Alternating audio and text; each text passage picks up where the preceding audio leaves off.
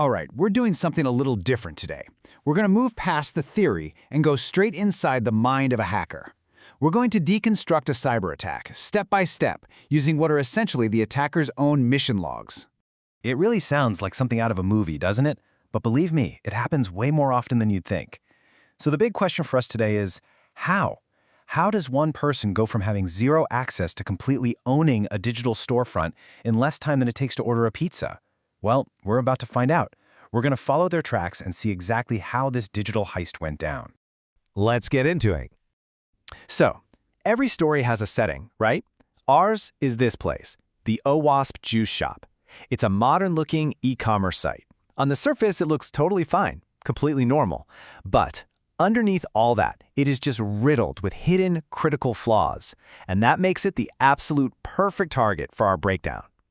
The attacker's objective here is crystal clear. This isn't about snagging a password or two. No, the goal is total system compromise. We're talking about owning the entire application, all of its data, and every single one of its users. The stakes couldn't be higher. Okay, let's dive into phase one. Every single attack, whether it's digital or physical, starts with reconnaissance. The attacker's got to case the joint, right? They're looking for a way in without tripping any alarms. Seriously, just think of a burglar scouting a building. They're not smashing windows yet. They're just kind of walking around, checking for unlocked doors, maybe an open window, spotting where the security cameras are. In the digital world, that means scanning for things like open ports and exposed server directories. And bam! The attacker finds something almost immediately. These right here are digital doorways just left open to the public internet. Now, most are pretty harmless, just giving away some info. But two of them, they are screaming red flags. One of them is a file that just dumps the entire application configuration, and another is an FTP directory that's just wide open. That's our first potential way in. All right, now we get to the first major breakthrough. The attacker takes one of those potential weaknesses they found and turns it into a very real entry point into the system. So remember that open FTP directory? Well, that's basically the digital equivalent of finding an unlocked service door that leads right into a building's storage room. It was never supposed to be public, but a simple little mistake, a misconfiguration, left it completely exposed. Now this is really cool. This shows exactly how the attacker got around a pretty flimsy lock on some of the files inside that room. See, the server was told, hey, block access to these backup files, but by adding this weird little special character, a null byte, to the URL, the attacker completely tricked the system. The security filter saw one thing, but the file system saw something else, and it just handed the file right over. Clever, right? And here's the crucial part. What was in that storage room? It wasn't just junk, old coupon codes or some corporate plans. No, they found the potential jackpot, a KeyPass password database file. This is basically a digital safe, and it could hold the keys to the entire kingdom. So the attacker is in a back room holding a locked safe. Now it's time for the main event. This is how they go from just being inside the building to having the master key to every single room. This next move, it relies on one of the oldest and honestly one of the most powerful web attacks in the book, SQL injection.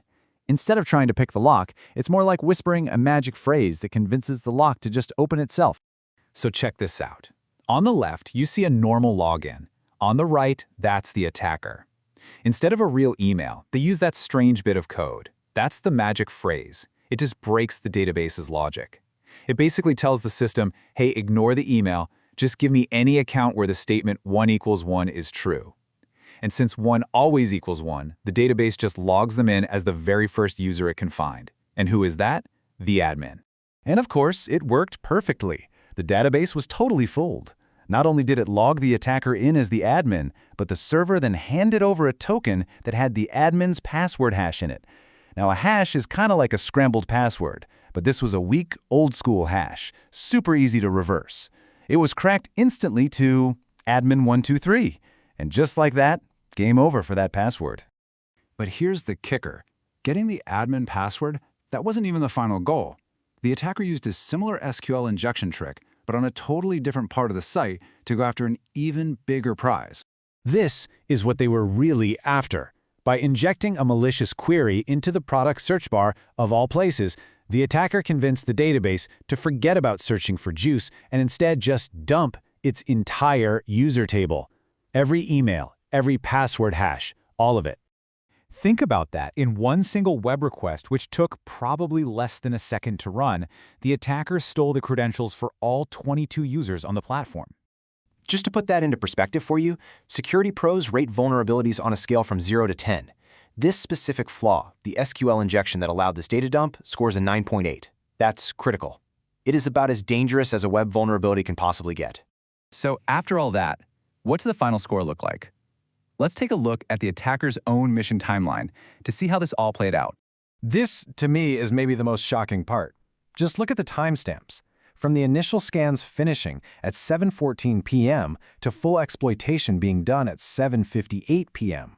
The entire operation, from casing the joint to walking away with the keys to the kingdom, took just 44 minutes. Unbelievable. And this was the final haul. Complete admin access, every single user's credentials, that password database from earlier, confidential corporate plans, and even the site's private encryption keys. The attacker doesn't just have access. At this point, they own the entire digital storefront. Now, we have to remember, the Juice Shop was built to be hacked for training. But these vulnerabilities we just walked through, SQL injection, insecure files, weak passwords, these are found in real-world applications every single day. Which kind of leaves us with one final nagging thought. What unlocked backdoors and forgotten storage rooms are just sitting there, waiting, in the apps and websites you use every day?